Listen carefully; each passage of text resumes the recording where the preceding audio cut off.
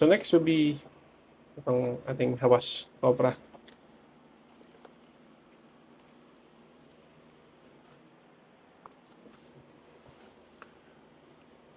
So this is also from Arbab.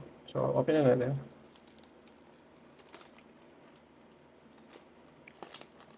Minsan naghahanap lang din naman ako ng mga box na tester. Parang kahit hindi naman tong original box. Kasi alam niyo naman, sa iba kasi may halaga sa original box for baka kasi i-trade nila, ganyan, or resell. Ako hindi naman. Nagkataon lang na wala naman tester box to. So ito na lang. Mas mamura sana akong tester box. Ito, nasa bahay. Ayoko na may benta yung mga items. So opening, nothing special. Opening sa box. Yan. Then, yep, pabango na agad. So, this one, si Hawas Cobra for him. Wala lang siyang top, wala lang siyang ano dito.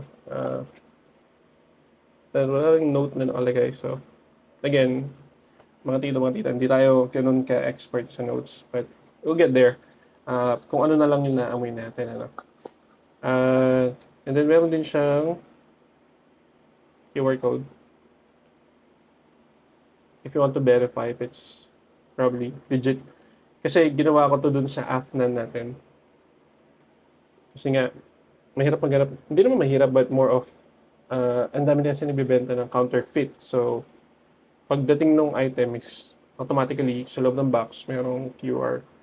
Check natin kagad yun. Good naman. Legit naman siya. So, sabi natin yung box.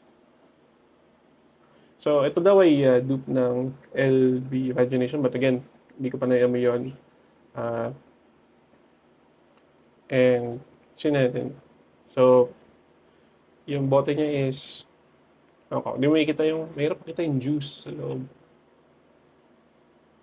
More translucent siya. Yan. Or talagang, ano siya, black talaga yung, black talaga yung mismong body niya, hindi mo makikita yung loob. So, cup, magnetic. Nope, it's not magnetic. Nagdalak lang.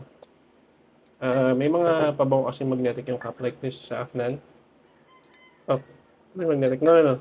This one, Lion, the magnetic to. Yeah. So, that's right. First, two spray. Okay. Atomizer check. 2. So, right from the bat, ang lakas, 2 sprays. Grabe yung projection niya. Sobrang fresh ang amoy. So, ito yung mga pabango na pwede mo rin suotin kahit mainit. Talagay ko. Kasi ito mga to, ito pag sinuot mo to na medyo mainit kasi nga dahil nga more on matamis siya. Vanilla, and then pineapple. This one, more on vanilla. And some of them will be having jasmines also. Panggabi talaga sila. But this one, sobrang fresh naman ito. As in, yung citrusy. And I think very good to pag